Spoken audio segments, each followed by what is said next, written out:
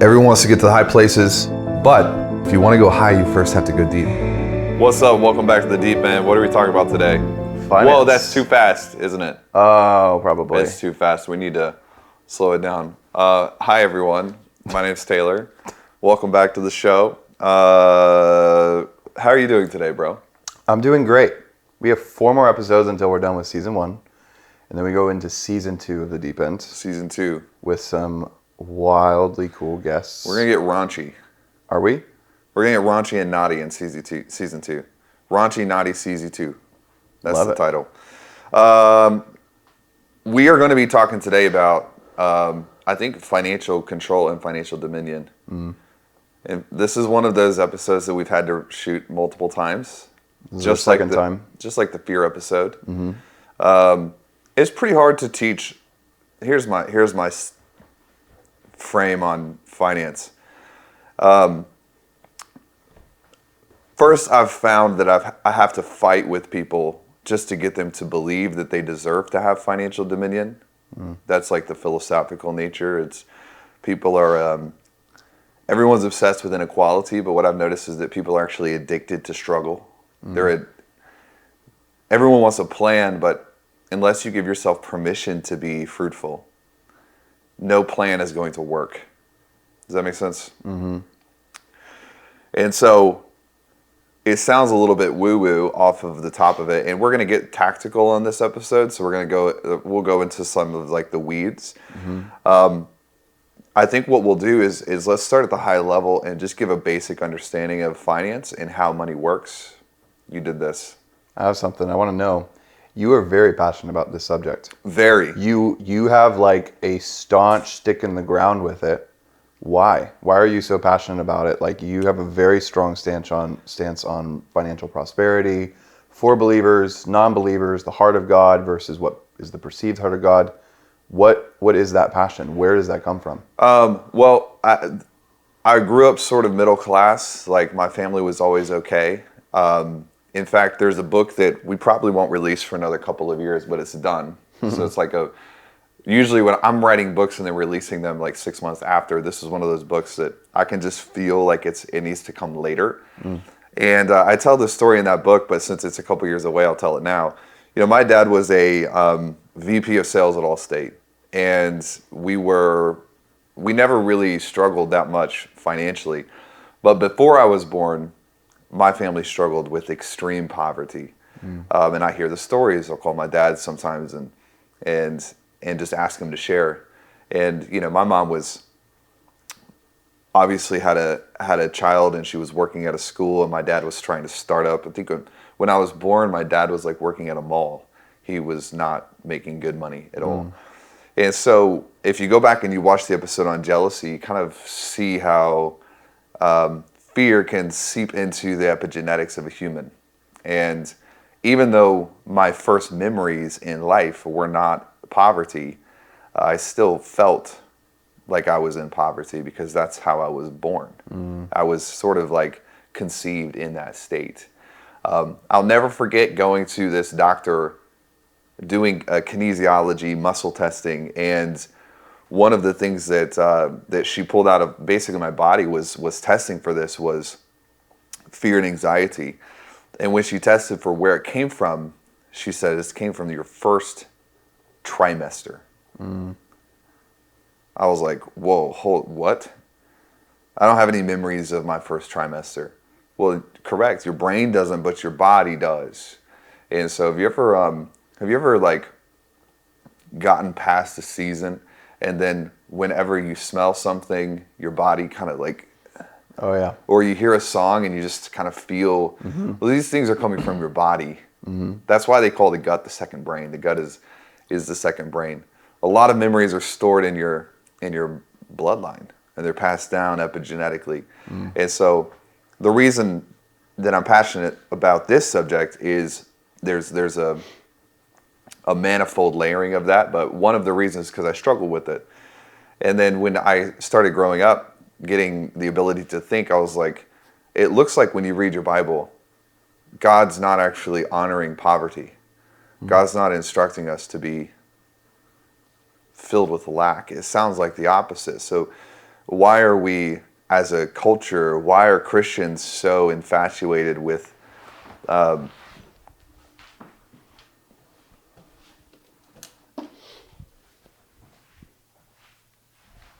want to explain to everyone what just happened? I had to turn up. That air thing was too loud. Dude, that's an air filter. Now we're going to breathe poison. Yes. For the sake of the viewers, for all you listeners, you're having to listen to my mic, so please keep going. You were saying something very interesting. I hope we don't die from whatever happens in this room. Yeah. Christians tend to have this like idolatry around poverty, thinking that it makes them closer to God.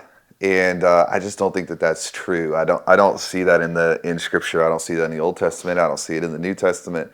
And so, yeah, I've sort of drawn a line in the sand around like, look, if you want the greatest advancement manual in history, it's the Bible. But people are twisting it, and they kind of twist it, and they think that when you read that scripture, the love of money is the root of all evil. What it's saying is the worship of Mammon. Mammon was the Canaanite god. It was the principality that governed all of the other gods in Canaan. And when you worship that god, you have a serious problem. But that's just as like worshiping food. When people are worshiping food and they're completely unhealthy and overweight and their bodies aren't functioning the right way, you have a problem. When you're worshiping money and everything around you is tilted towards the pursuit of money, you have a problem.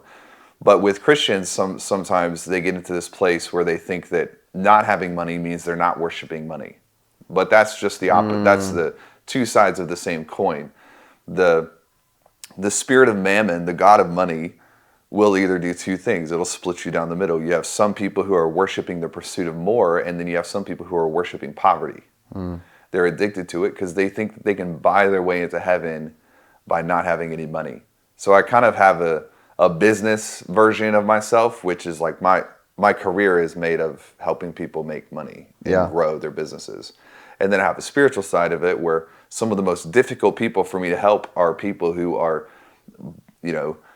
Bible-believing Christians, except for everything the Bible says about abundance and prosperity and wealth. And so when you read through Proverbs, it talks about wealth a lot. And I think people just don't read that. They kind of misinterpret it. Does that answer your question? It does. It made me think of a comparison. You have probably 30 bottles of liquor behind you right now. Yeah. Are you addicted to alcohol? No. But you have it in the room. Why? Because it's good alcohol. It's whiskey. Yeah, it's cool. Like basically what I would compare it to is like you have all this alcohol that you don't drink because alcohol itself is not bad. No. But correct. But remember back in like the 80s and 90s when alcohol was kind of like a sin? Yeah. I mean, in the 80s you weren't born yet. Yeah, true. But yeah, the church did the same thing to that where they're just like, you can't drink because there's a risk. Do you think the church, or at least most of society, and a lot of people have demonized money because they're just afraid if they have too much, they don't know who or what they'll become or if they'll get addicted to it? Probably. Yeah. But cars can put you into a really bad situation, but we don't walk everywhere. Why? Right. Well, because there's a level of maturity that needs to come with a person and how they make decisions. Don't drive a car off a bridge. Just the risk being present does not mean that you throw the baby out with the bathwater. And lastly, before jumping into the finances and those pieces, what would you say around money in terms of viewing it as a tool versus an addiction? What have you experienced and what have you learned of seeing money as less of an addiction and identity piece and more of a tool? How have you done that? Well, I didn't do it well. I think when you go from having no money to a lot of money, you have a lot of risk involved. It's like when you go from not being allowed to buy cigarettes to being able to buy cigarettes, or not having access to resources to having access to a ton of resources. It can, you have a risk that it can mess with your identity. And I think I did it wrong first. And that's where we've talked about this before. Like, man, I just kind of got sold out to. So the idea of stewardship, this is the best way to explain it. Mammon will masquerade as stewardship.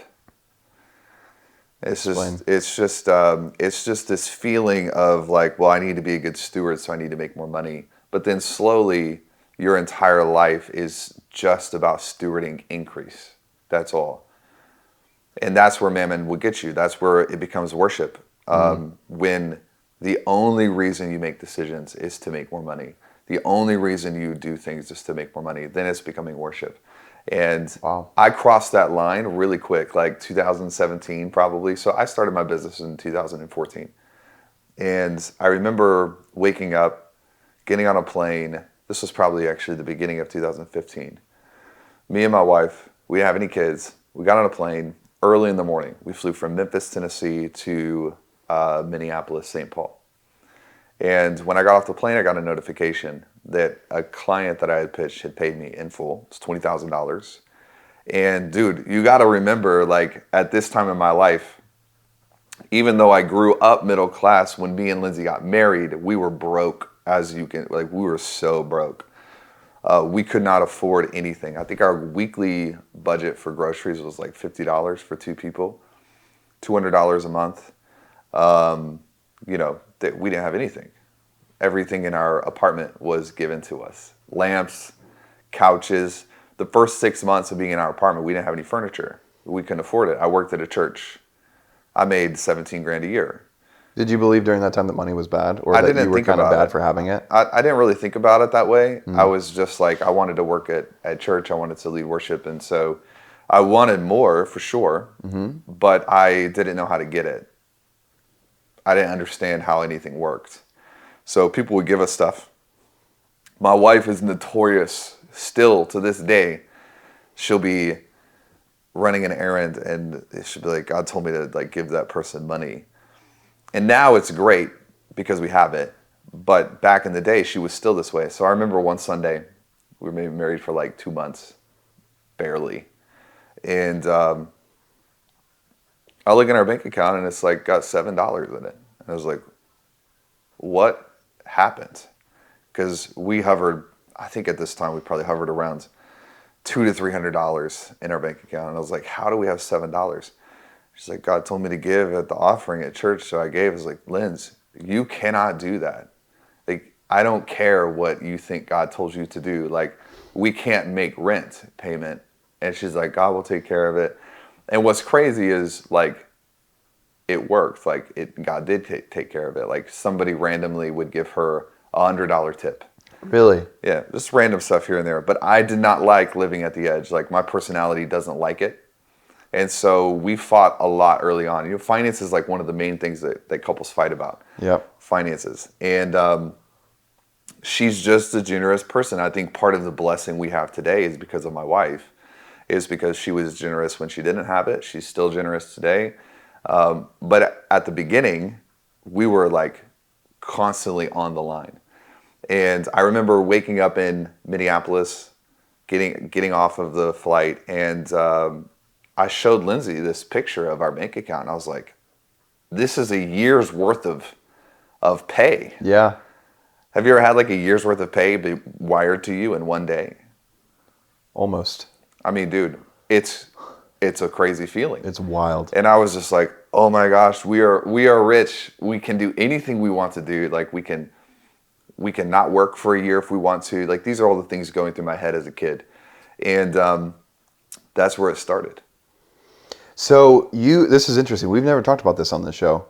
You went from $7 in the bank account. You talk a lot on the show about generosity. You talk a lot about trusting God or trusting provision or praying into provision and do like all these things. Like generosity commands a blessing. You say that a lot. Yeah. When you look back on that season, are you proud of the way you handled it? How do you view that season now? Are you like, man, I'm really glad Lindsay did this, or I wish I would have responded this and jumped into this? Like, more people are in that situation than not. When you look back on that season, I'm not saying regret it, but like, what did you pick out of it that you realized you're like, oh, because we did that, it brought this blessing, and I should have not resisted it? Like, what's your thought process on that? I don't think it ever really changes. The levels change. You never truly purchase. You can never purchase freedom. You have to live freedom. So it never really changes just because I got more money. Like, the stakes just got higher as the businesses grew. Like, we went from that summer in Minneapolis to I started making $100,000 a month 8 months after that, and then $100,000 a week, and then 5 or 6 years after that, $100,000 a day. But all that happened because I hadn't found freedom in my heart, I just kept pursuing more. And so my living just got more and more expensive. 2021 and 2022, we haven't really talked about like expenses, and maybe we'll get into some of that today, but my fixed monthly burn was like $280,000 a month. Those are my bills. Personal, not business. Personal, not business. Bills. No, our business bills are closer to $18 million a year. Insurance, just like you pay car insurance, you pay life insurance, $600,000 a year, just in insurance premiums. So when you go from like 2015 to 2022, it really wasn't until like the end of 2022 that I feel like I got the revelation from talking with Holy Spirit and talking with Jesus and like getting free from this pursuit of more just to have more. I thought in my head, if I just make more money, eventually I won't care anymore. But the next level doesn't make you happy. It just makes you want the next level. It doesn't work the way we think it does. And if you look in, you know what the hedonic treadmill is? I've heard of it. I feel like I know what it is, but I don't have a good definition for you. So to explain this, let's take like running, for example. If you went out, when's the last time you like run a mile? About 2 months ago. Was it hard? A little bit, yeah. Okay, so if we went out right now and ran a mile, it would be hard. And then you run another mile tomorrow, and then you run another mile Friday, and then on Saturday you run 2 miles, and then another 2 miles. And you do this for 60 days. Eventually you're racking up, you're like running, 50, 60, 70 miles a week. For some reason that sounds really fun. At that point, let's do a marathon. At that point, 90 days from now, is going out and running 1 mile hard. No, it's not, because your body has this phenomenal thing that God built into us called normalization. It's hedonic adaptation. So our bodies normalize whatever we're requiring of it, right? Like this is why working out works. Anything you do is going to be hard at first, and then you get good at it. You kind of normalize up to it.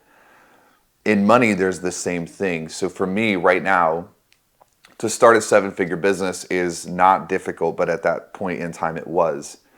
And for me to spend $1 million a year is not difficult, but 10 years ago it was. So the hedonic treadmill of life is basically like whatever made you happy last month won't make you happy this month. And whatever makes you happy this month won't make you happy next month. And so I think we have to get this into our spirits of just like not tying our fulfillment or our happiness to what we can buy or what we can have, but rather tying it to an identity. And this is where money gets so complicated.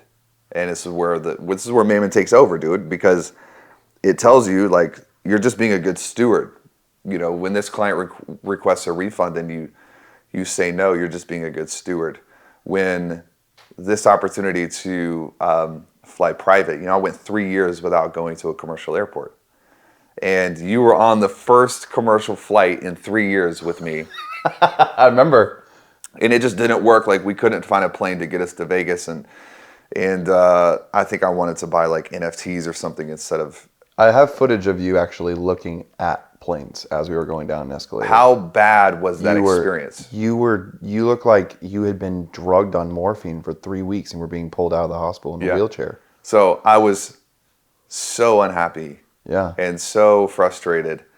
And honestly, just like kind of just angry. And I think that was another wake-up call for me of just like, dude, if I can't be happy unless I'm on a jet, if these things are now a prerequisite for me to be content, there might be a problem. And that was on a flight, from like Nashville to Vegas. I was going to speak, but God gave me these unique opportunities just to be like, look, like you've tied your soul to the wrong things. And so we need to reorient some stuff around, and we need to tie your feeling of contentment not to the money, but to who you are and to the people you get to live with. And that's where the whole rich is not wealthy thing started to come from. Because I was rich, I am rich, but dying rich with a big bank account is actually not that motivating to me. I'm not interested in that. I want to die with the right people. I want to die with the right memories. I want my kids to respect me when they're old. I want the people closest to me to think the highest of me. These things are important. And the money is just a tool. So to circle back to your question about how did you view money as a resource? It's really just a commodity. When's the last time you've woken up in sheer terror because you don't have enough gas and you're worried that you're not going to be able to make it over to my house? Probably never. You just stop at a gas station and fill your truck up with gas. Money's the same way. It's always flowing. It's coming in, it's coming out, it's constantly in flux. Money has an energy signature to it. And so the thing that money, if we personify money, which personification means you just put emotions into something that's static. If you turn money into a person, money is actually driven away by fear and need and lack. It doesn't want anything to do with you. So if you want to become a person who has access to a ton of resources, you've got to deal with fear first, because money's not going to want to have anything to do with you if you're afraid. And now we're getting into like psychographic stuff. But my journey, I had to learn this the hard way. And I think in some cases it would have been more appropriate for me to make a little bit of money and then learn how to deal with that. And then make a little bit more and learn how to deal with that. But instead I went from 0 to the top in 3 or 4 years. That was pretty hard for me. If you could say one big piece of advice to, I'll give you an example. I was just talking to somebody recently who grew a very, very large company during the recession in 2009 and it just blew up. Yeah. And I asked them all the things, like if they had done some of the things that you did, masterminds. They were like, dude, we didn't have a mastermind. They're like, we had 200,000 clients that we needed to service in the next year, and the business came out of nowhere, and we had no idea what to do with it. We had to grow the business.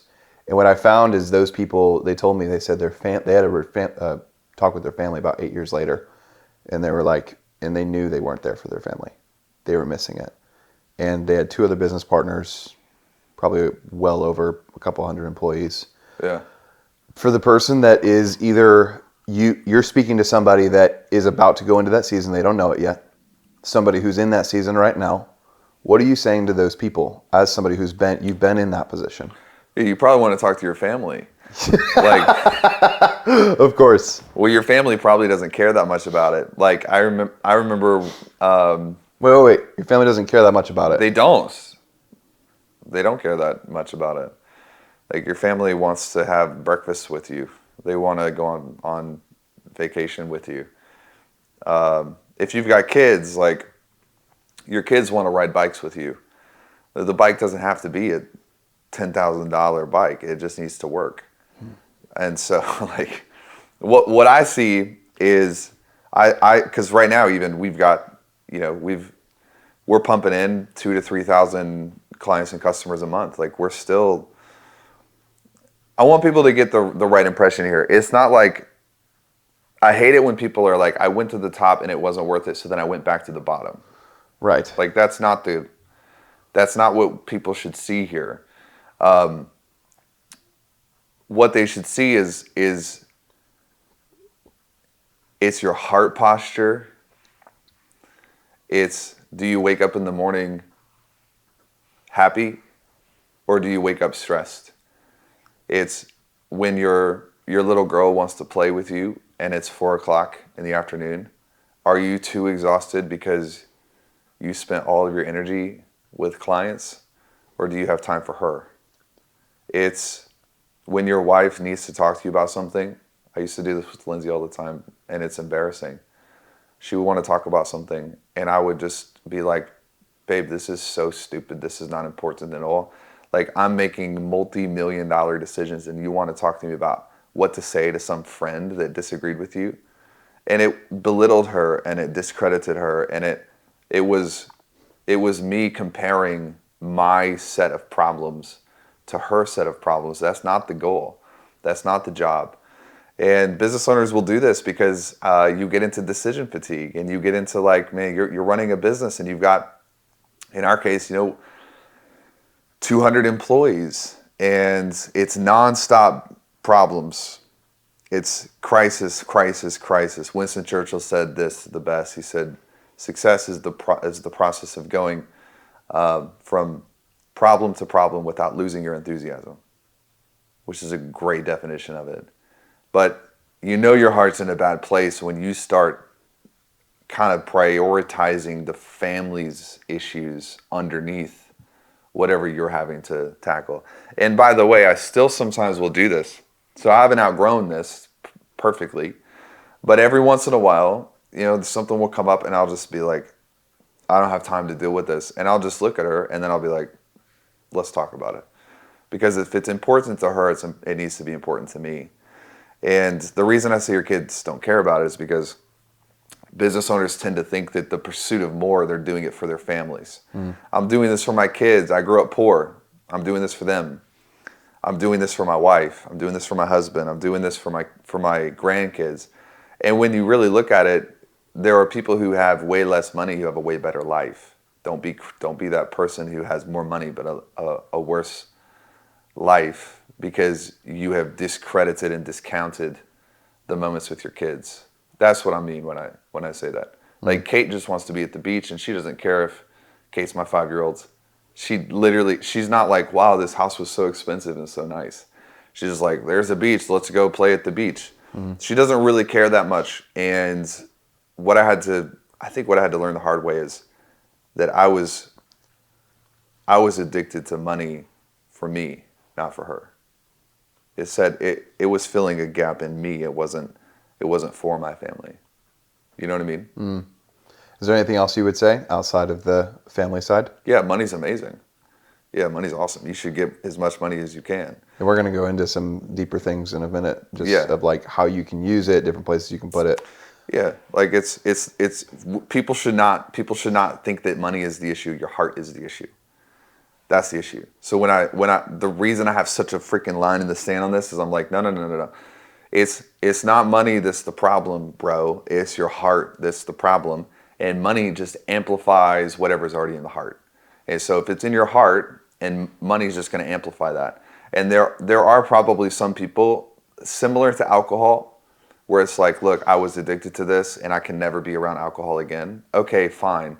You can hang on to that as long as you want. But there's a level of freedom you can get to where you can be around it and not obsessed with it. True. I would love for people to get there. This is the only other thing that I just thought of. Is it okay if I ask more of a personal question around the pivotal point that you seem to have had, which is you said it was a talk with Jesus? Can I ask a personal question on that? Mm-hmm. You said you talked to Jesus. There's a lot of business owners and a lot of people that they're trying to find a way to talk to Jesus. They're finding it through all sorts of different ways. Some of them are good. Maybe some of them are bad. How did you talk to Jesus? What did you find? Like, how did you do it? Why did you do it that way? And what happened? Tell me about that pivotal moment. Well, first, moments. My first attempt to talk to Jesus was just to throw money at him. And so, yeah, man, what does that mean? It means I was like tithing $300,000 a year. And that's the way in, like, that's not how relationship works. Like that was a fail. But I was in a state where I was like, if I have a problem, I just pay to get it fixed, And so when that's your main state, it's like, well, I have a problem. I'm not getting vision from God. I'm not getting direction from God. So I'm just going to pay to fix it. Yeah. And what God ended up doing is he kind of took away, I say this and this is going to be taken out of context from people, but God sort of took away my toys and made me sort of have to lean in. And desperation is a really powerful tool. You're going to ultimately get like what you expect and what you're desperate for. When we went to that conference, and we played at that conference. Oh yeah. I was telling the main worship pastor at the Belonging about it, and I was like, "Bro, this was the worst thing I've ever been at. I don't know why I was even there." But then as I was talking, I said, "You know what's incredible is people got healed and people saw God, and I think that there's something to just being desperate. It doesn't matter how good the music is. I think when you're desperate to see God, you see God." And he was like, looked at me kind of like, "Did you just learn how to count? Like that's basically all there is. 2 + 2 = 4." But for me, so I was even learning in that moment, like it's not about how good anything is. It's about what's the stance of your heart. And God took me through that journey where it's like I just had to get into, like I had to start praying every day. I didn't have a choice. In the physical world, everything was falling apart. And the reserves that I, like crazy stuff, dude, like reserves that I had put aside were just gone. Investments were gone. Things that should never have happened. And so eventually I was just like, I got to pray every day because I could die. I feel like I could die. And this is a couple of years ago. And when I started talking to God consistently, he started talking to me. And so that process, I wish there was a secret, man. I wish there was like, hey, just do this, 1, 2, 3. But really the secret is God will talk to you if you talk to him. And every single day, dude, for the summer of 2022, I would wake up early, I would go out on a walk, and I would just talk to God. In the first few days, I didn't hear anything. And then I would start hearing random stuff, and I would hear, like, you know, I would feel something in my spirit, in my heart, like I'd feel something different. And then I'd wake up the next morning, and I would feel just as bad as I did before I took the walk before. And then I would go on another walk and talk to God, and then I would feel different. And then I'd wake up the next day, and I would feel just as bad. And I would do it again and do it again. I was on a call with a client yesterday, and we have this playbook in one of our businesses called Belief Architecture. And he's like, "Dude, I'm doing your thing and I'm talking to God and I feel better. But then the next day I don't feel good anymore." And I'm like, I know. It's like you eat some food and then the next day you're hungry again. Do it again. Like your prayer and your words and the things that you say, they feed your soul. You have to feed it every day. Reading the Word of God is like this. Praying to God is like this. It's not something you do once. You can't be transactional with it. And I had to unlearn the transactional piece of it. And that process was like a 3, 4, 5 month process. It wasn't a secret. It was dude, I'm gonna turn some worship music on. I'm gonna talk to God, and I'm gonna keep talking to him until he talks to me. And if he doesn't talk to me, I'm gonna do it again tomorrow. And then I'm gonna keep going until he talks to me. And then I'm gonna keep going and keep going and keep going. And eventually, your whole life changes. Why didn't you just jump into psychedelics to go talk to him? I know I'm opening a little bit of a can of worms here, but when you brought that up, I know there's a lot of people who, like, I want to go talk to Jesus, so I'm going to go do ayahuasca and go do that. Why did you think about doing it? Were you just like, not for me? Like, what was your thought process on that? Okay. So a buddy of mine was like, "Bro, have you heard of psilocybin?" I said, "No, what's psilocybin?" He's like, "It's awesome. It's the best. You'll see crazy stuff." I was like, "I'll try it." Did you know I've done psilocybin? Is this the mushroom chocolate that you got? Yeah. Yeah. I knew that you'd done it and you'd like seen. Connect with this guy, and so like I have one of my brothers is really, really into psychedelics, and he like is constantly, you know, he knows everything about them and he has everything. And so I called him and I was like, "Is psilocybin like like I don't want to like poop everywhere and throw up and stuff. Change like your brain chemistry. Yeah, like he's like, psilocybin's not going to make you do that. Like, it's awesome. You should try it. So I got this psilocybin chocolate bar, and dude, I don't know what I'm doing, so I just take half the chocolate bar and eat it.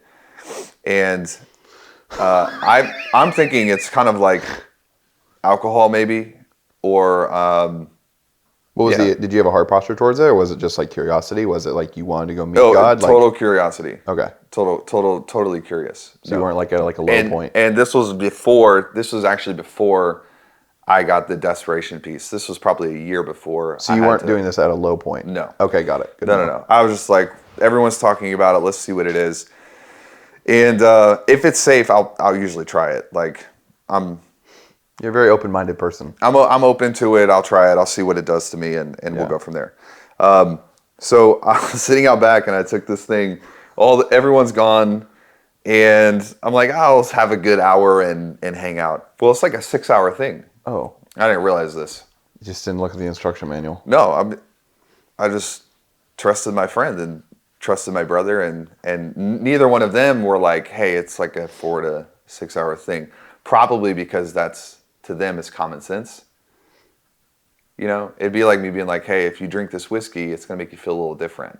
I wouldn't probably say that. I'd just be like, obviously you know that. Yeah. So, dude, yeah, it was awesome. I mean, I was like, it was February, and you know, all the trees are dead, and I remember just being like, this tree is so pretty.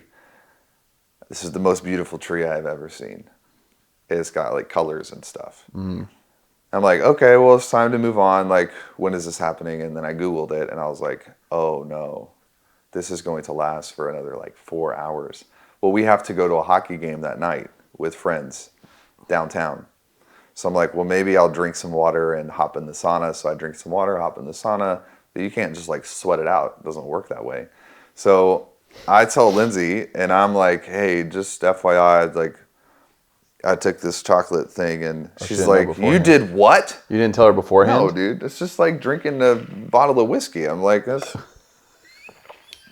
what's there to tell her? Like, hey, babe, just so you know, I took a little margarita this afternoon. Like, no, we didn't. Why would I tell her that? So she's like, wow, okay, well, do you still want to go? And I was like, hell yeah, I want to go tonight. Let's go. Like, I think it'll wear off or something. So we get to the hockey game. Did she drive? Dude, yeah, she drove. Okay. And it just got more intense. Like, bro, at one point I was sitting. This is not where I was trying to take watching the hockey game, and the music that was coming on was changing the colors of the stadium. No way. And so I could so I'm a musician. So if you play a song for me, like, I'm usually in the background, like, just for the record, like, I've got one part of my brain that's like listening to the music and another part of my brain that's like tapped in, and I'm playing it sort of in my head, and like, musicians will know exactly what I'm talking about. And I'm, you know, I know the numbers of it, and I'm just like, oh, that's a great chord progression. Like, I might want to play around with that next time I'm playing or something. Mm-hmm. But bro, each chord had a color, and it was like changing colors in between everything, and the colors of people were changing based on the music, and I was completely overwhelmed. And I was just sitting there, I was like, and Lindsay was like, okay, we probably should go. And so we left, and I was like, dude, I am never doing that again. Oh, it didn't feel good. You didn't enjoy what you were It was too overwhelming. Like, I couldn't. With alcohol, you can just drink some water and stop drinking, and it'll go away in 30 minutes or so. Yeah. With this, I couldn't get it to go away. So it was completely overwhelming. Do you think you were seeing the spirit realm? I don't know. Don't know. How did you ever? Back the original. That's why I didn't do psychedelics during this. I'm telling you, that's why. Because I was like, never again. It's not. I can't like turn it off, and it's overwhelming. And there are probably things I don't want to see. And I think too, like, you know, when you're doing something, whether it's kind of like good for you or not. And sure. In that case, I was like, this isn't good for my personality. And what do you think of, like, let's say, what would be your reaction if I told you, your and I's relationship, I was like, hey, I haven't heard from Jesus in a while.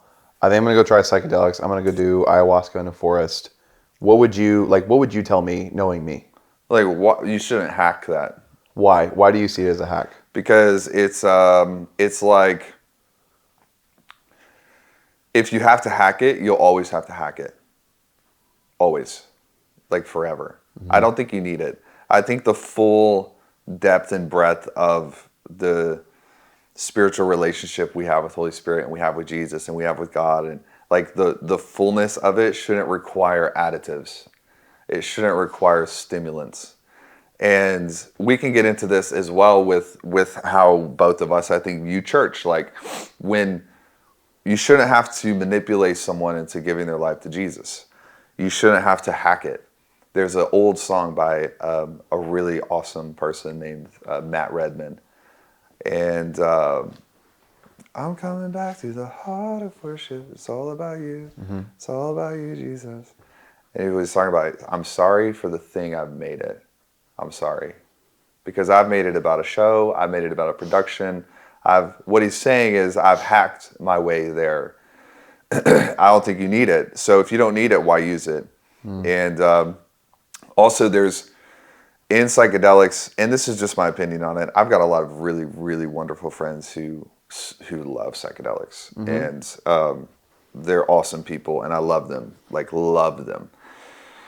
But for me, there are, if Holy Spirit's not the one holding my hand there, I don't want it. Why? Because with submission, you have protection. If you get there without submission, you don't have the same protection.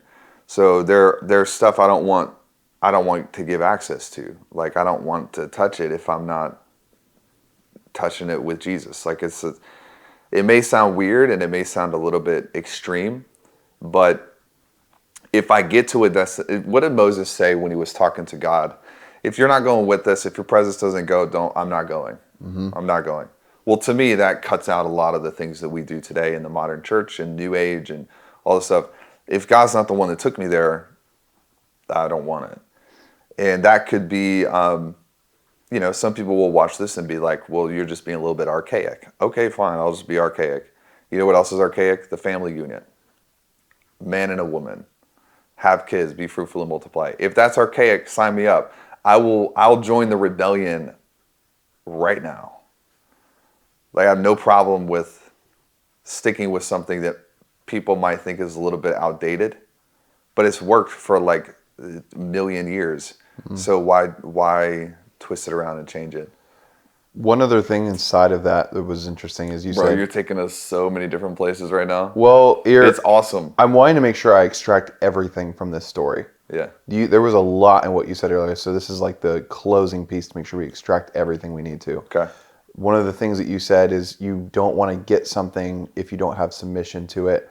If you didn't have submission to Jesus, what do you...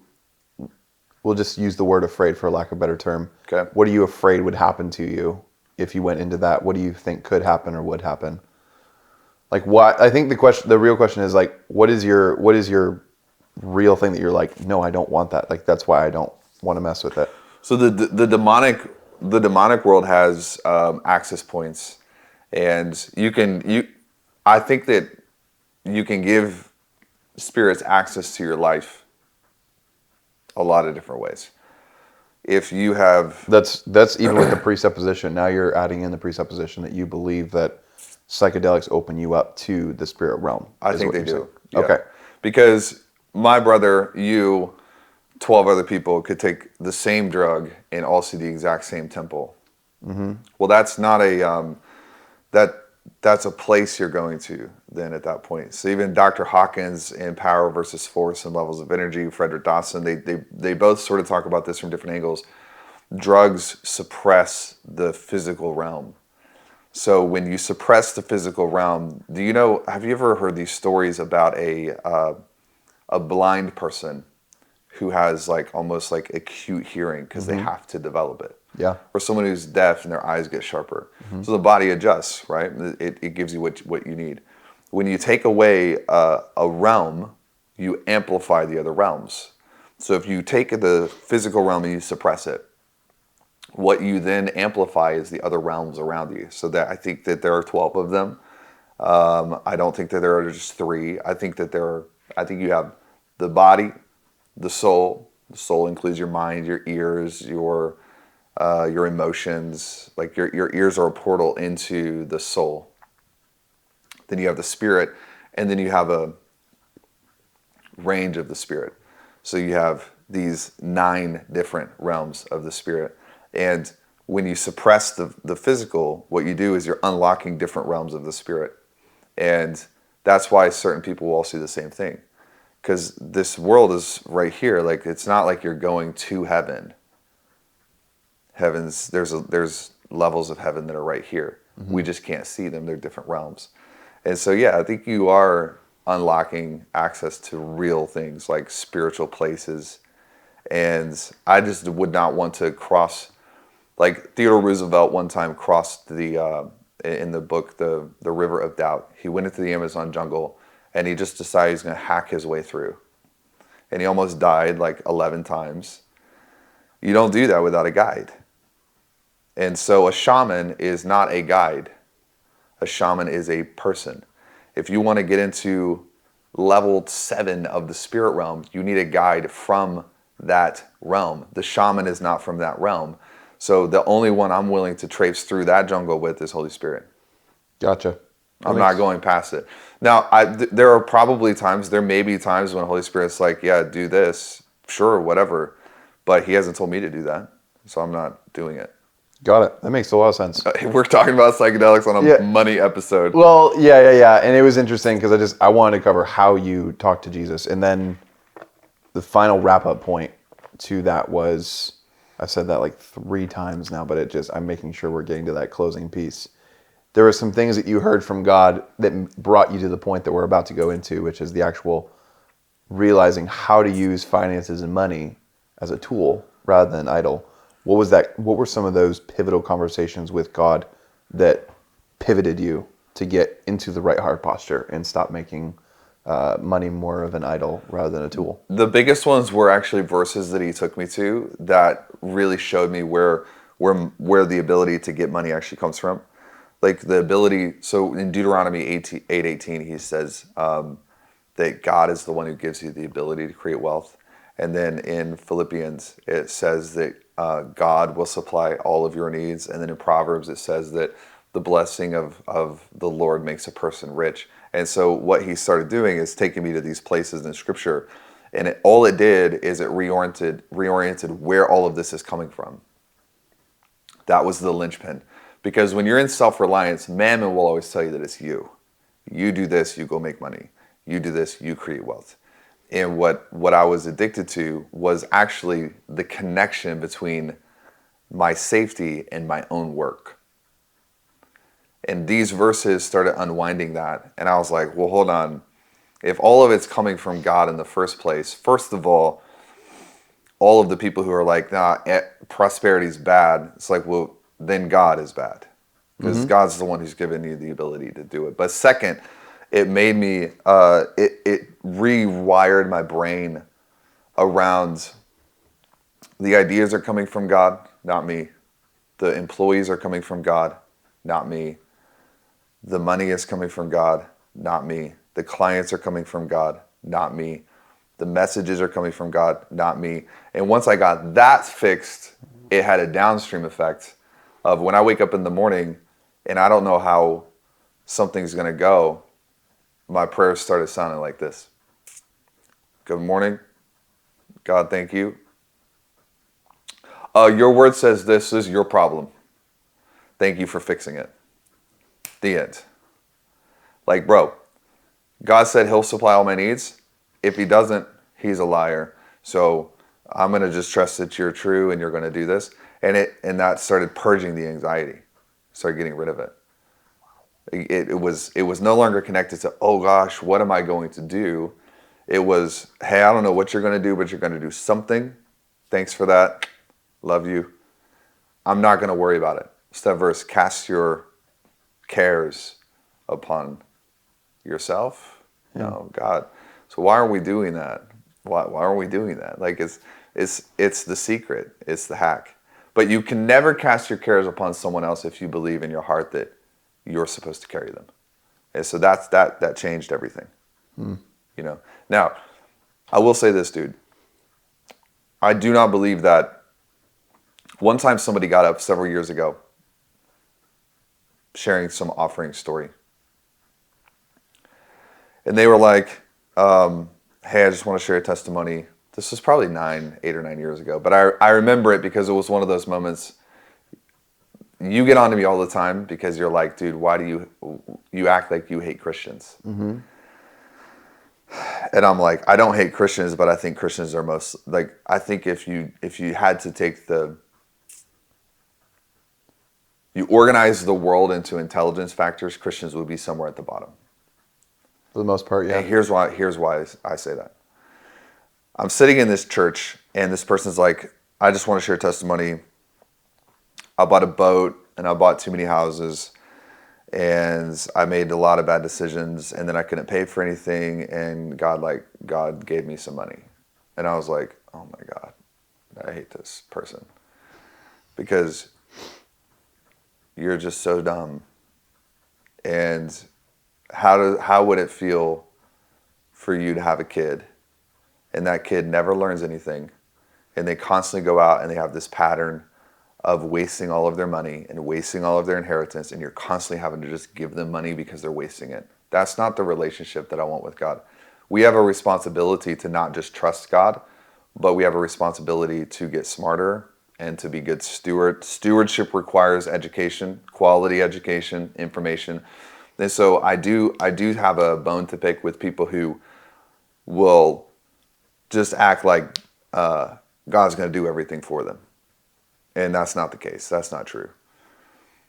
David didn't just get downloads and like learn how to fight. He had to go fight the bear. He had to learn. He had to update his processes. He had to practice. He had to train. We have a responsibility, right? Like we can't. So I don't want people to forsake their own responsibility. The picture of the gospel is a picture of partnership, and what is repeated is oftentimes created. And so if someone has a pattern of just going broke all of the time, and they get this piece right here, because we're going to go into some tactical stuff. If they get this piece right here, and they're like, "You're right, God's going to supply all my needs." That's only God's part. You can't go waste all of that all the time, and just get drunk off of increase, because then it's not God's fault anymore. It's your fault. You're just stupid. You're not learning. You're not practicing. You're not training. So there are educational elements that people have to grab, and I started reading books, and I started investing money. I've spent, in the first 5 years of me running a business, I probably spent $500,000 in education. So that's more than any college degree. I spent more money than you would have to spend to go to Harvard. And then I probably spent another $200,000 or $300,000 learning the next level: estate protection, insurance, trust development. How do you build LLCs? And then I spent probably another $250,000 on learning leadership. So we're talking millions of dollars that I've spent just for me to get educated. It's not just God's responsibility to make you not a dumb human. Mm-hmm. Like it's both and. Dude, that was incredible. I love that. Which part? A lot of that. I'll give my thoughts if you want them. Okay. Yeah, but you don't have to respond because we will need 3 more episodes to go into it. Okay. But what I'm hearing is like, basically for a lot of people, they will learn those pieces of education to escape feeling trapped, to finally feel like they have found freedom for the first time in their lives, rather than realizing what they've been given is simply like, they've been given a sword, and if they don't learn how to use it, they'll never be ready for battle when the time comes. Yep. And so people are like, well, this sword says it will protect me, yep, so I'm not going to wear armor. I'm not going to go into the field. And what we've done is we've gone, well, battle is bad, so we're just going to hold on to the sword, and we're going to use it to chop our food. And as long as we can chop food, we won't die, and we'll just hide. That's what I'm seeing in my head when you're saying this, is like, I have felt a deep resistance in myself personally for a lot of these things, because I've not known how do I have the right heart posture towards this, because I don't want to escape something. I don't want to be selfish. I don't want to be wildly greedy towards it. And I haven't felt like I've needed it. But lately I've been wrestling with personally, like, what does it look like to be a good steward of what you've just been given? Because the master gave the servants the talents. And he was like, you have to go figure out what to do with this. And clearly they'd been around their master long enough to where there was some osmosis there. But it was kind of a test of their character and stewardship. And I know for me, and I'm sure for a lot of people, they don't want to get to the end of their life. No, they had been given 5 or 10 talents. Like, they had actually been given it, and they'd only just held on to it.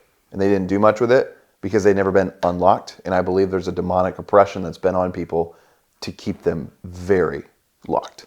Very locked. Because once that gets opened, dude, the gifts and talents of God are unlike anything the devil could ever have access to.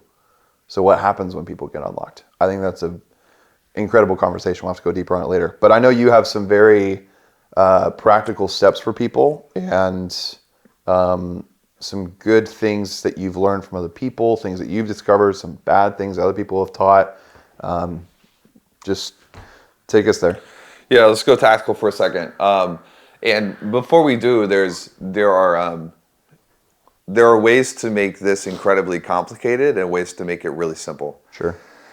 Something being complicated versus something being simple is really a matter of like your altitude and so your perspective. So I'll give you an example. We're in this house. This is my office at my home. Building a house is really easy. One of my old sales reps called me about a week ago, and I love these conversations because they were kids that used to work for me and were broke. This dude was literally like, he's from Buffalo. It's Josh. Oh. And dude, he's like rich now, like running a business and crushing it. But dude, when we got him, he was like sniffing paint in Buffalo, and like we were trying to get him to like just wake up on time. So it's so cool for me. He's like, hey, I've got a question about like custom home building. I was like, oh, congrats, we're there. You know, congrats. He's still like a kid, but he's learned these things that I'm teaching. Yeah. And his life has opened up. And Wow. he's like asking me about custom home because we custom built this house. And it's like building a house. So like building a house is really simple, dude. Find some lands, get a design, and build a house. Pretty simple, right? It's just 3 steps. But then you go deeper, and it's like really complicated. You know, you've got to pick out the doorknobs, and you have to have your septic system has to be approved by the city, and you've got to. If the infrastructure is not built right according to the design, it'll fall over, and that's not good for your kids, obviously. So money is the same way. We're building a house. We're building an estate, and so it's simple, but it's complicated, and the nuances are where we aren't going to have time to go through. So I'm going to take it from probably in the middle, like as simple as I can get it, without cutting off the steps that are needed. And the way I'll do this, I'll give 5 steps that I think are kind of a prerequisite for you building financial freedom or financial independence. My definition of financial freedom is when you have assets that are capable of covering the lifestyle costs of a person.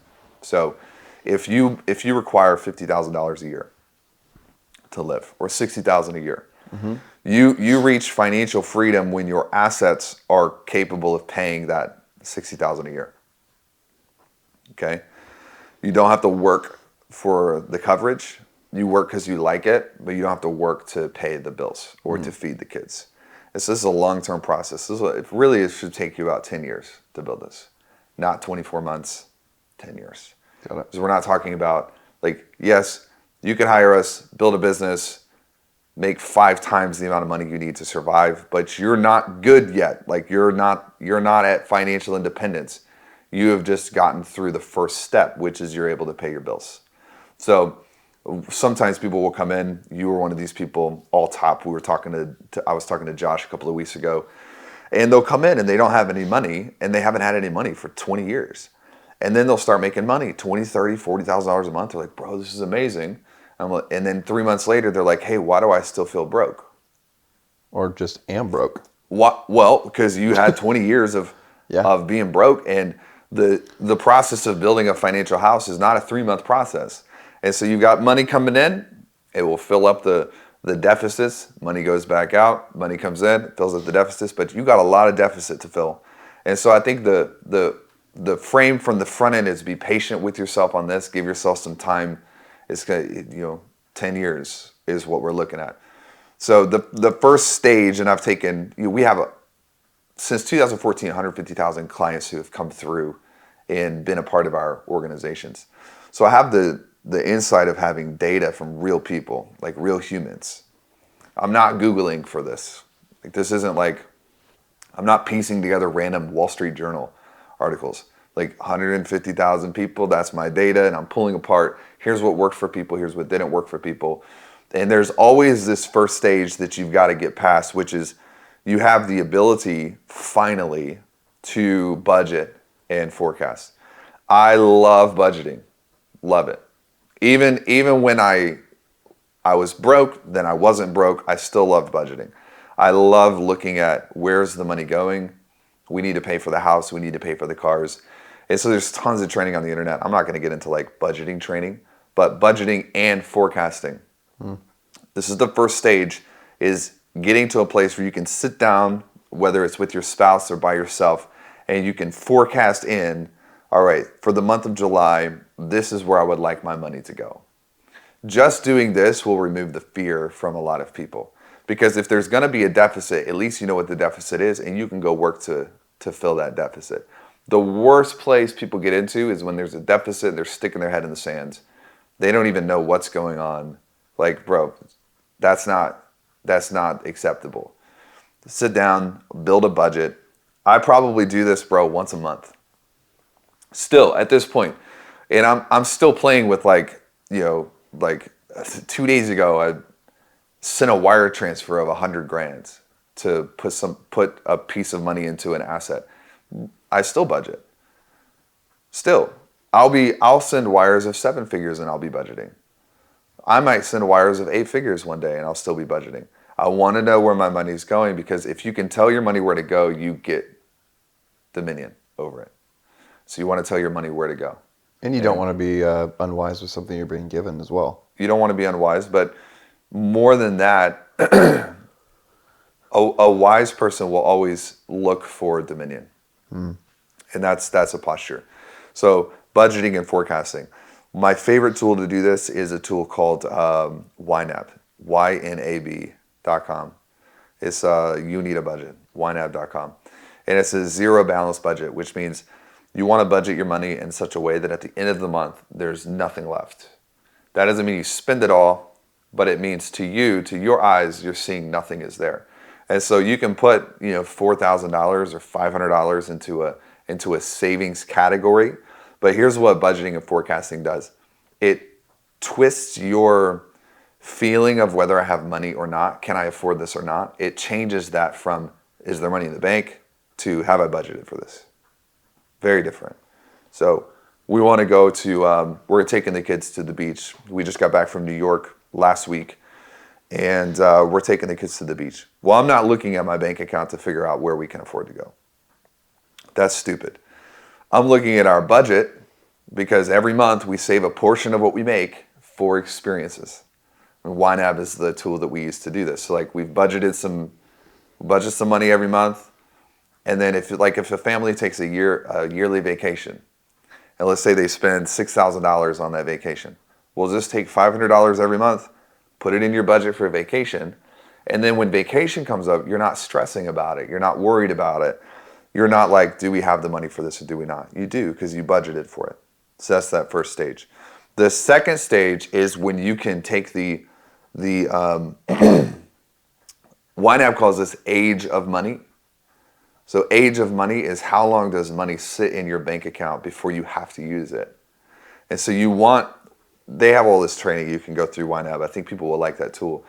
They like a 30-day minimum age of money, which means you're working for the money. This is the month of June, right? The money you get paid in June, you're not going to need it until July. So you're working for something you're not going to use until next month. This actually ties into something called time preference. If you study macroeconomics, time preference is are you going to prioritize the long-term value of money or the short-term value of money. Really wealthy people have a really long time preference. So they value the long-term use of money rather than, I got a paycheck, let me go to the mall and let me spend it. I got a paycheck, let me go out to eat. And there's a lot of people that are on the cycle that are just, they make it, they spend it. They make it, they spend it. They make it, they spend it. The second stage is when you want to stretch out the use of your money as long as you can get it. 6 months, 7 months. How good would it feel if the money you earned this month, you didn't actually spend it until December? Incredible. So for our businesses, we have a minimum of 6 months. That's for our corporate accounts. So another way to say this is cash on hand runways. If a business owner is watching this, you want to track your runway. You take your fixed expenses for the business, you take the cash you have, you divide that cash you have by your monthly expenses. That'll give you your runway. So 6 months is our minimum for the corporate accounts. For my personal accounts, my minimum has always been at 3 months. In a recessionary environment, you can get that longer. Like Bradley Gibb, we had him on the show, and he's like 17-month runways, but he's like an economist. So I'm like, oh, forget that. I'd rather put that money somewhere, But it's based on your personality. So if you're a person who's like extremely logical, extremely risk averse, you might want your runways to be 12 months, 14 months. And those runways are based on they're basically based off of the company not scaling at a rapid pace, right? Because if the company scales, the expenses scale, which means that you're getting from 12 months of runway to like 3. We don't ever go below 6. You know what? We don't go below 6, whether we're scaling or not. Okay. Yeah. So that's a rule. It's more of a rule. Yeah, we don't go below 6. Got it. Because I want 6 months to be able to adjust and adapt. And that makes sense. one of the things that happened with the FTC is one of the companies had to lay off all of the employees. They didn't have the runways for it. And one of them didn't. They had the runway for it. And so even that was a learning lesson for me. Some of these rules come from, like in life, you're just going to have these crisis moments.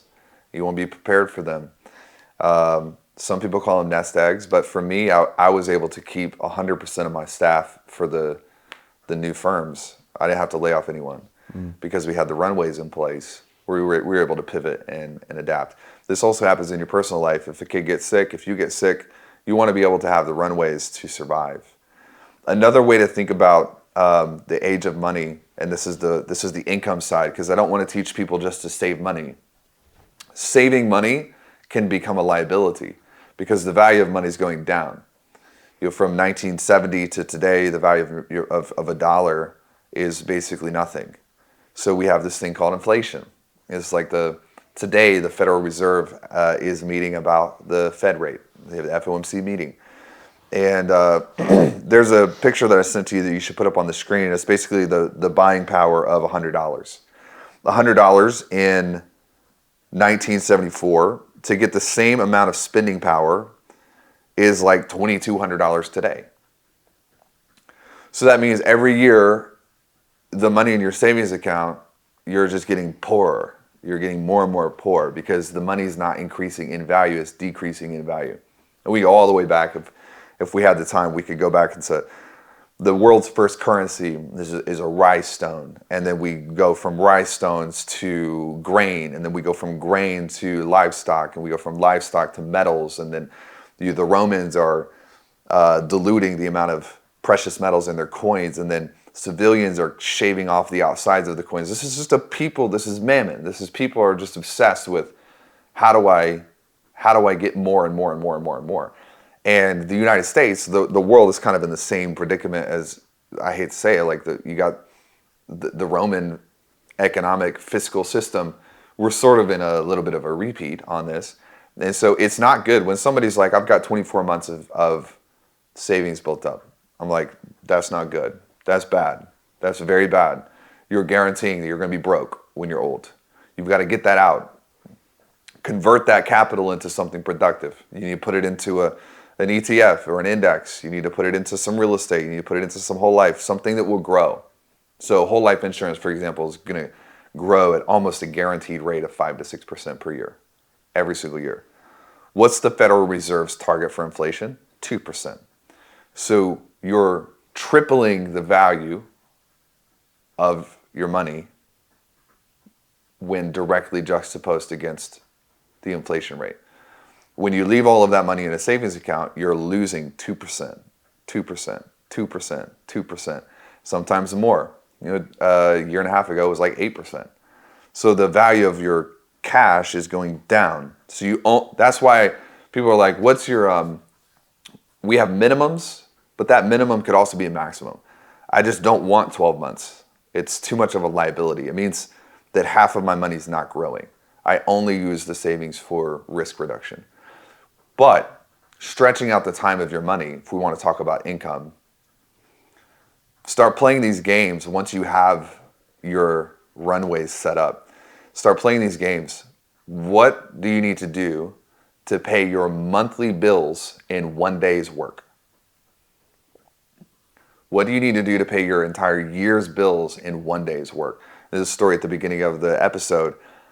1 year's income in one day. That was a light bulb moment for me. How do I do this again? How do I pay for the entire year in one project? And when you start thinking this way, your goal is not to make more money. Your goal is just to reduce the amount of time it takes to make it. So if you want to go from $100,000 a year to $1 million a year, here's the best way to think about it. Just make $100,000 in 40 days. Don't change the goal. You're not trying to make $1 million. You're still trying to make $100,000. The goal stays the same. The time is what changes.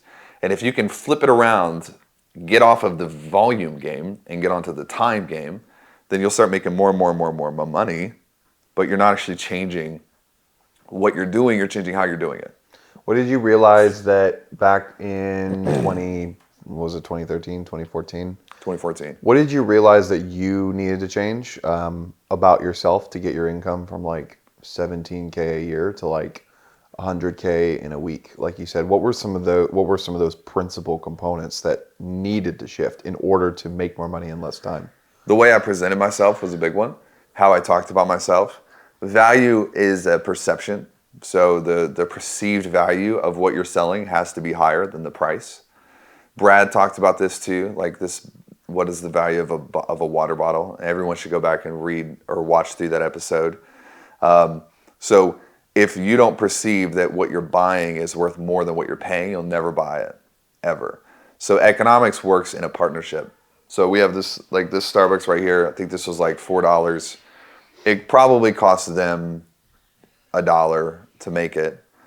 But to me, I valued this as more than $4 or I wouldn't have paid for it. Mm-hmm. So they have a responsibility to charge something more than what it costs and a responsibility to communicate that it's worth more than what they're charging. Mm-hmm. Two pieces. You can never sell something less than it costs you to produce it. And you can never sell something that's equal to the value of what you're charging. Mm. You have to price it underneath the value. But for me, the situation was I was a copywriter at this time, so I was writing copy. I was writing campaigns for my first client was $400. He didn't even use them. It was a ton of work for me. He didn't even use them. My second one was like $1,500. My third one was a guy named Bradley, blogging site. Not Bradley Gibb, a different one. And that was $2,500 a month. My third one was like $4,000. And then I got a little overwhelmed with work. And I was like, I don't have time. Got a referral from someone. And I was like, I don't have time to do this. So I'm going to price it in a way that she won't buy it. 20 grand. Then she wired 20 grand. I was like, holy cow. I just figured out how to make the time for it. She just gave me 20 grand. I'm going to have the time. Yep. The connection was what I valued my time at. So because I ran out of time, I was like, I'm just going to put a price on this. She's going to say no, and I'm going to get my time back. And she paid for my time. And there's where the value of my time started increasing to myself. So because I viewed my time as more valuable, other people viewed it as more valuable as well. You can't necessarily hack this. And this is why, like, if you're wanting to do this for your business, you probably need like someone who understands this world to help you do it. Because what I do see is people will take it and sometimes they'll just be like, well, you're right, I'm going to charge 50 grand. It ain't worth 50 grand. You've never made 50 grand in your life. Like you're just making up an arbitrary number. Don't penalize the market just because you watched a YouTube video. It's got to be equitable. And in this case, it's 20 grand. She probably made, I don't remember the exact number, but it was 6 figures that she made off of this promo. 20 grand for 6 figures, done. The next one I did was 30 grand. He did way more than 6 figures. His name was Jason. Way more than 6 figures. Maybe I should raise my price again. So the value distribution is so much higher than what I'm charging for it. And then clients today, I've got a couple of clients who pay me 150 grand a year just for a monthly meeting. One of them is on pace to do 2.6, 2.7 this year. And last year he did like 350, 400. Is it worth it? Yeah, it's worth it. 150K for $2 million of increase. Now, is that a guarantee? No. Does it always happen that way right away? No. If someone can't afford it, do you want to take their money? Probably not. But notice how that moment changed my own perception of my own time. Mm-hmm. And that's what started raising my prices. Yep. Again, if we go too tactical on this, it's going to be a 6-hour I was going to say, we have so much that we can go into now with this foundation. But, so first is budget and forecasting. Yep. The second is a bird? What is that? Oh, dude, somebody's delivering something. Oh, is that what it is? Yeah. That might be Amazon, isn't it? It's a big truck. It's a big truck out there. Fun. Budget and forecasting. So let's take that guy, for example. He values his time at a certain rate. Yep. If he changed it and he valued his time at a higher rate, then his employer would have the opportunity to say, you're right, you're worth this, or they would say, no way. Then he has the opportunity to say, well, I know what my time is worth, so I'm going to go shop the market and find something different that meets the value of my time. But it all starts with his perception of his value of his time. Got it. And then the business owner has an opportunity to say, no, you're not worth it. There are some people on my team right now, and if they watch this, they probably will. And maybe a conversation comes up and they're like, you know what? I think I'm worth $150,000. And I'm like, no way. I could replace you 4 times over for less than 80 grand. Well, they have to grow their value distribution to the company. So the value has to be higher than the value that they're putting on their price. Mm-hmm. Make sense? Mm-hmm. The third stage is removing the bad debts. So we're going from budgeting. Third stage or second stage? This is the third. We're budgeting and forecasting. Yep. We're stretching out the time so the bills are covered 3 months into the future. So I work this month, and my bills for September are covered. June, but I'm paying for September. Then I make some more money, and I'm paying for November. I'm working this month. I'm paying for June of next year. You stretch it out. Okay. The third is removing bad debts. These are things that are not making you money. They are not assets. They're liabilities.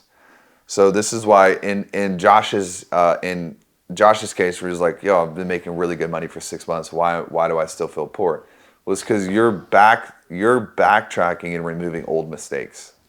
So you're using present income to pay off bad decisions from a year ago. There's nothing wrong with that. You just got to get rid of them.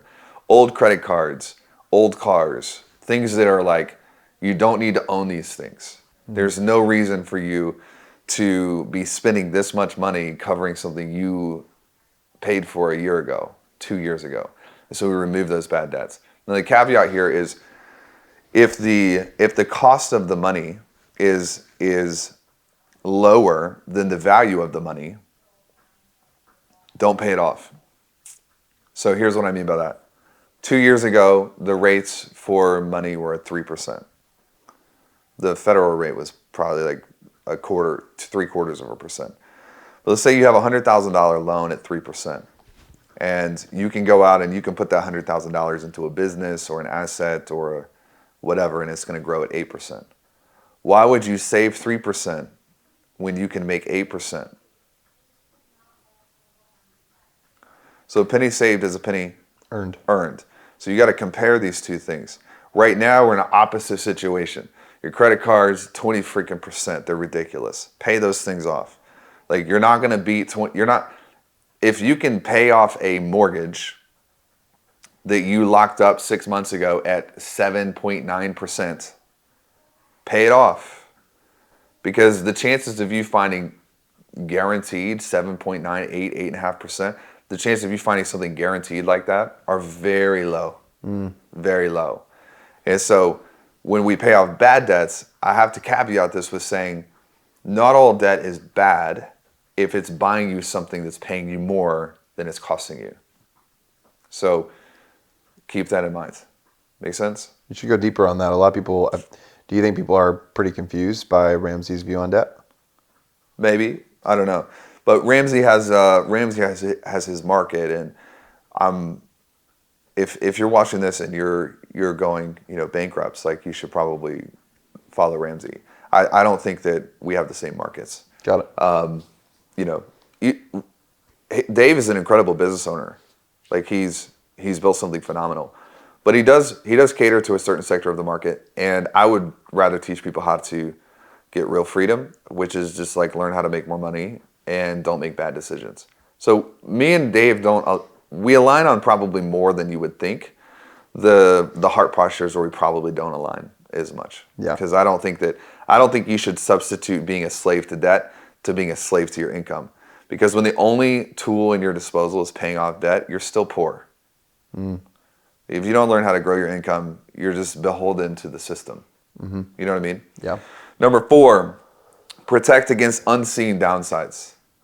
And so we're like a year in at this point. We've paid off some old debt. We've grown our income. We're stretching out the age of money. Number 4 is you begin to turn your attention towards the future. The paying off bad debt is eliminating old risk. Number 4 is about eliminating future risk. So this is where you got to learn insurance.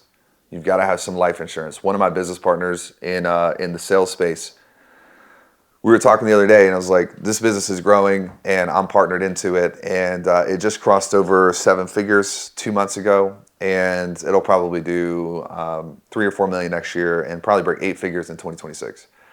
Well, he only has one life insurance policy for $300,000. I'm like, no, we're not doing that, because you have a family, and businesses need buy-sell policies. What happens if something goes wrong? Like, you need to learn how to protect against the future. So cybersecurity insurance, managers and executive insurance, all of these different types of insurances that you can put. I'm a fan of just insuring to the max. Because what I don't want is for me to, have you ever had like an amazing idea and you're like, this is going to be so cool. And then the next day something happens that you have to go put a fire out and you sort of forget, and then you never get around to that idea. Well, we're talking like millions and millions of dollars in losses because you had to go put a fire out. And so that's what we want to remove those in the future. So we want you to insure up and get into a place where it doesn't matter. Like, you have the best insurance, you have you're going to pay for this. You're going to pay premiums for the best insurance. So this will be another thing where me and Dave disagree on. And that's okay. He loves term insurance. Loves it. But I don't view just saving a monthly premium as worth it if it costs me $1 million later to have to put a fire out. So I want to insure everything up as high as I can get it. And that means I pay a lot more in insurance than most people do. But this is because I'm focused on the future. Okay? Savings would be another element of this. So at this 4th stage, once your old debts are gone, you have the ability to then take your age of money and stretch it out even more. And so you can have an 8-month, 10-month runway. That's okay. But at the beginning, 6 months is good. Take the extra that you will put into savings, get rid of your old liabilities. And then the 5th stage is when you start purchasing income streams, future assets. You're buying things that are going to pay you in the future.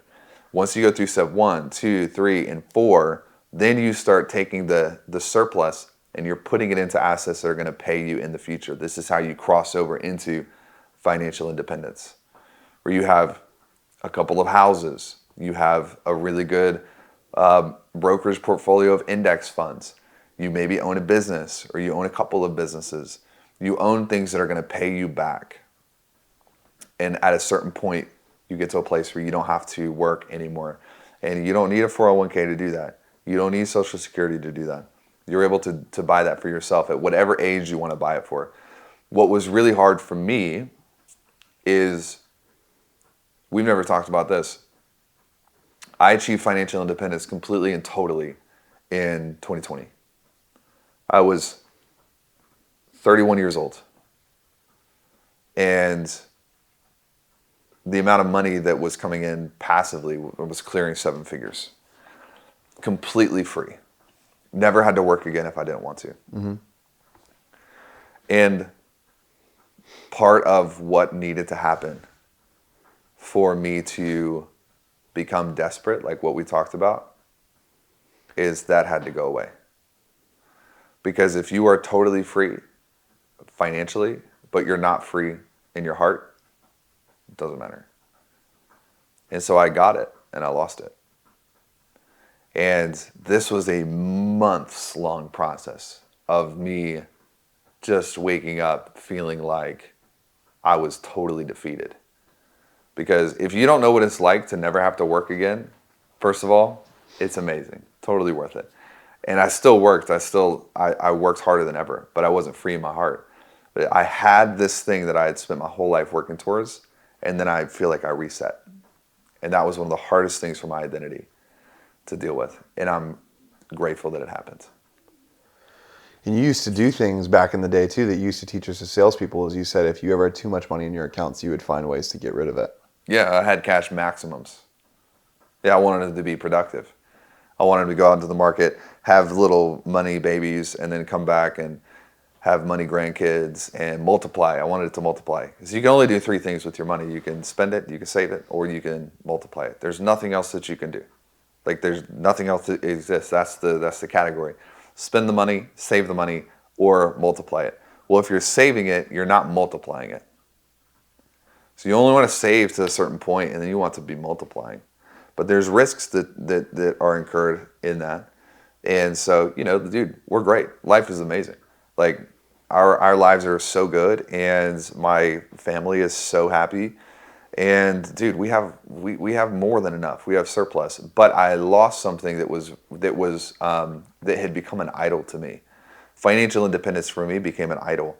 And so when I walked into that promised land carrying that idol, I was rejected because I was carrying an idol. I had to go back and I had to let the idol go and then get back into business. So can we pivot real fast and talk about the spiritual side of this? This is all the stages, or? Those are all the stages, 5 stages. Okay.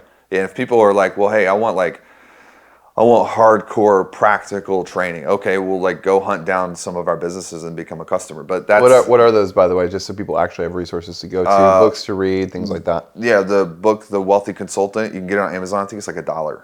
It's super cheap.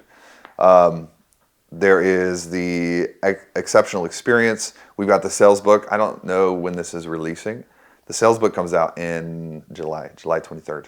Yeah, this will be right before the book launches. So copywriting and sales, so marketing and sales. If you want to change your financial situation forever, learn marketing and sales. I have a new book that is, for a couple of bucks, you can become one of the best salespeople in the world. Like, you came from this. Of these guys came from this. We trained 55,000 salespeople on this material. And then, dude, I got a message from someone who shared some things with me that I didn't like. Somebody was using Reflex, which was one of my old sales programs, to sell something that I thought was like a scam. I didn't like it. I thought it was. And so I just cold turkey, I'm done teaching this. I'm not going to teach it anymore. And we went 3 years without me ever publishing another sales training. Mm-hmm.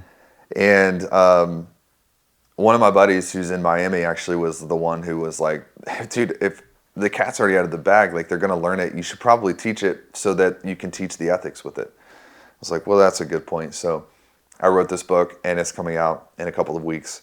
So those resources. The Wealthy Consultant is also a business, so you can go on if you're a trainer or a consultant or a coach, you sell expertise. The Wealthy Consultant, I think, is the best firm in the world for learning how to do all of this the right way. You don't want to be like scamming your way to the top. You don't want to be spamming your way to the top. You don't want to be you don't want to be in a position where you are making more money, your revenue is going up, and it's costing you your reputation. You want your reputation and your revenue to be lockstep, going up at the same time. And so all of our models, probably 22 models that we teach clients, how to build in a way that doesn't siphon off your reputation to pay you right now. You want long-term, durable wealth. That comes by protecting your reputation long-term. Now, the spiritual side, if we flip this around, the spiritual side of this is so important because dominion is not a thing that you earn. Dominion is a thing that you accept. So, God gave you dominion. And if I give you a gift, your job is to accept it and to just take it with you. And you will have to learn how to use it. You know, if I gave you like a brand new vehicle today, you'd have to learn how to use it. It's different than your car. So it's going to work different. Feel free to do that, by the way, anytime you want. Just kidding. You want me to? All right. We'll work on that. Dominion is the same way. God gave it to you. He's not taking it away.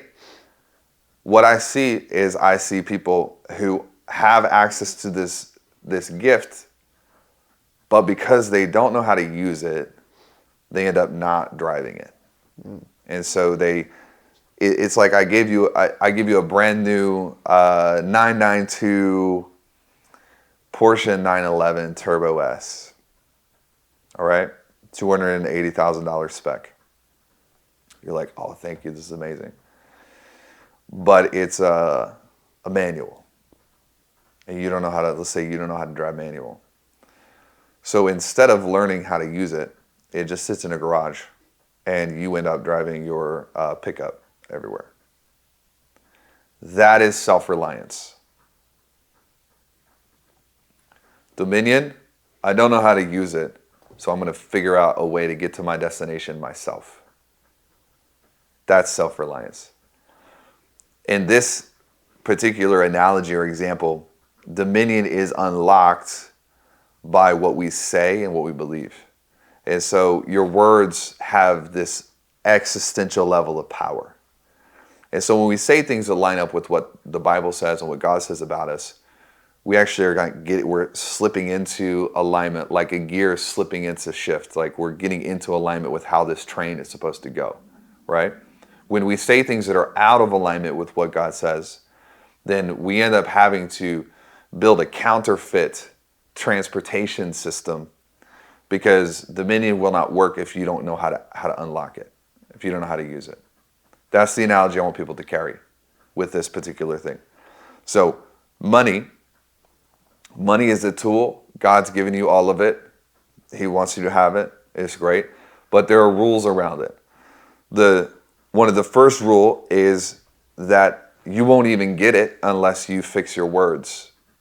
You won't even get it. Like, you won't even get it. You'll have to go out and manufacture your way to it. The second rule is, once you get it, you have to be generous with it, or else you break the machine. This is why tithing is in the Bible. This is why generosity is all throughout the Bible. This is why generosity commands a blessing, because generosity is just a compound multiple on what you already have. Mm-hmm. So if you make 100 grand, you give 10 grand, and you're generous with it, keeps the machine going. It's like an engine turning over. Mm-hmm. If you get 100 grand and you're like, I need that 10 grand for myself. Well, it's like a gear shift can't slip in. It just starts grinding. Okay? So I'm going to read this to you because this is a verse, or this is a story from a guy named Charles Capp. And this book is called The Tongue, a Creative Force. The life and death is not in the heart. It's not in the mind. Life and death is in the power of the tongue. The tongue is an activator. Why are you smiling like that? Because I just stuck my tongue out when you went.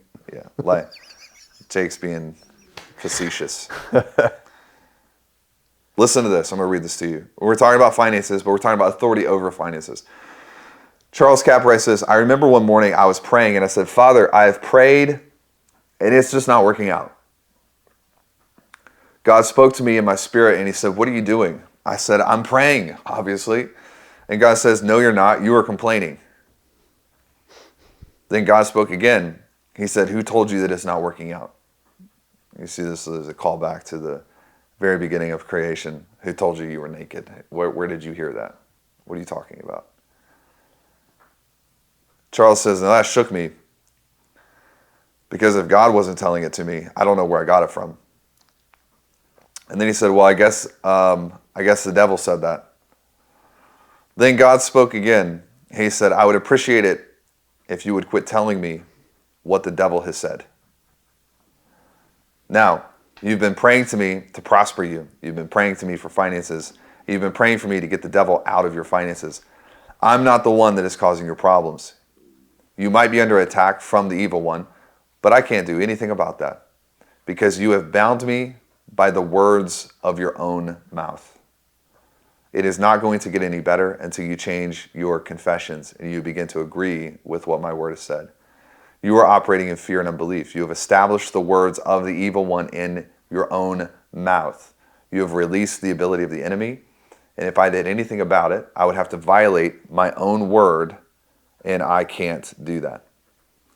Charles goes on to explain, when he was praying, but he was inserting little lies that he had believed in his words. And so God operates on a rules system. God operates inside of his own contracts. So God can never break his word. He said he wouldn't. And one of those words that he is contractually obligated himself to is that life and death is in the power of the tongue. As above, so. That's how this whole show started at the deep end. As above, so below. And so when you have someone who is a Christian, who is a believer, and they are speaking things that they do not want to be true, what you have is you have the God of the universe who is like, well, you said it, and one of my promises to you is that I will honor your words. You can have what you say. And so we tie the hands of God because we might be asking for something, but because we have a lot of faith injected into the wrong thing, God honors your faith. He doesn't honor your need, he honors your faith. So we cannot believe that it's like, well, God sees that I'm poor and he knows that I need it, so he'll come through for me. No, that's not how it works. God comes through where you expect him to. If you want to get his attention, he's looking for faith. When the disciples were asking Jesus, they're like, can you give us more faith? What does Jesus say? If only you had the faith the size of a mustard seed, you could say, move. Yeah, that's the Christian version. But in layman's terms, it's like, you don't need more faith. Yeah. You don't need more faith. You've got enough of it. In translation, your faith is just in the wrong things. Your faith is in what you're afraid of, not what you want. Get it? You a little bit of faith, you're good. You don't need more faith. Just, Jesus, give me more faith. Why? You have enough. All you need is this much. But your faith is being injected into the storm. It's expecting a storm. It's not expecting peace. It's expecting poverty. It's not expecting prosperity. And so what we have to do is we have to get our faith comes by what? Hearing. And the only way you can hear something is if something is said or spoken. So how do we feed our faith? We have to consistently feed it with the right stuff. You're munching on Cheetos and Doritos and ice cream and alcohol. You're going to get fat. It's not complicated. It's not confusing. When we're munching on what if this happens and what if that happens and why isn't this working, you're going to die. It's not complicated. And when people overcomplicate, this is my beef with theologians. If you're a theologian watching this, I respect you. However, the gospel is not complicated. The gospel does not need to be, what is that? Somebody's like, this is an improper exegesis. But nobody knows what that word means, bro. You're irrelevant in your knowledge. You're irrelevant in your intellect. And you're just in your own little bubble of self-reliance. Because you think the more you can understand Hebrew, the closer you're going to get. No, that's not always how it works. When Jesus says something, those words mean things, and the things they mean are important. And what he's saying here is that if you can put your faith into something you actually want to have happen, then that will be honored. But what fear is the perversion of faith. It's the expectation of a bad scenario. So all the time I'm on these calls with clients. Some of them are saved, some of them are not. And you know what's crazy? The people who are not saved, who don't know Jesus, God still honors their faith. I don't understand why. I haven't gone through exegesis, biblical tech of school. I don't know what the words mean. All I know is that my experience, I see God doing things for people because he loves giving gifts to people, even before they even know who he is. And so the posture of your heart comes from this knowing and expecting that at the end of the day, everything you need, you're going to get. But we lose authority when the words coming out of our mouth are describing the things we don't want. We lose authority when we start describing what the negativity is rather than staying focused on the positive scenario. I would actually challenge everyone to do this. Try to do this for 7 days. Don't let anything come out of your mouth that describes something you do not like. Nothing. Money, kids, health, energy. Don't describe the cancer. Stop talking about the cancer. Don't explain the cancer. Nothing comes out of your mouth except for what you have said faith for. Nothing. And watch what happens to your body. Your DNA begins to change. It recrystallizes around something different. And nobody's going to make it 7 days. Just letting you know. I've tried it. Nobody's going to make it 7 days. But what it does is it creates a sensitivity in your spirit. Oh God, how often have I been just taking fuel and pumping it into this attack on my finances? You're not, when the Bible says no weapon formed against me shall prosper, that's the Bible. And then you with your own mouth start speaking about how you're afraid about this or that or the other. You're literally canceling out the promises of God with a contractual agreement that so and so and so and so is this is going to happen. Does that make sense? Mm-hmm. 7 days. If you can make it 7 days, man, your life will change. And so we don't have to necessarily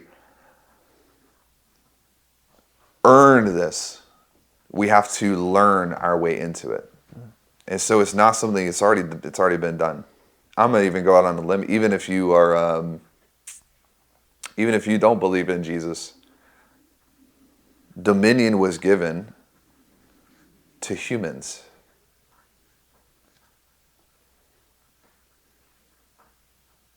Period. Try it. Use it. And when it works, probably you might realize maybe you're worshiping the wrong God. Maybe that's something you could come to that conclusion.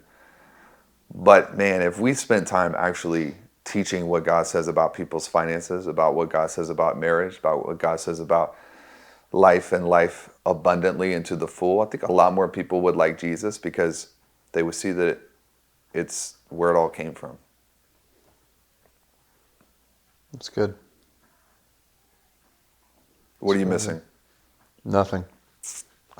We have a lot of other things to talk about on other episodes.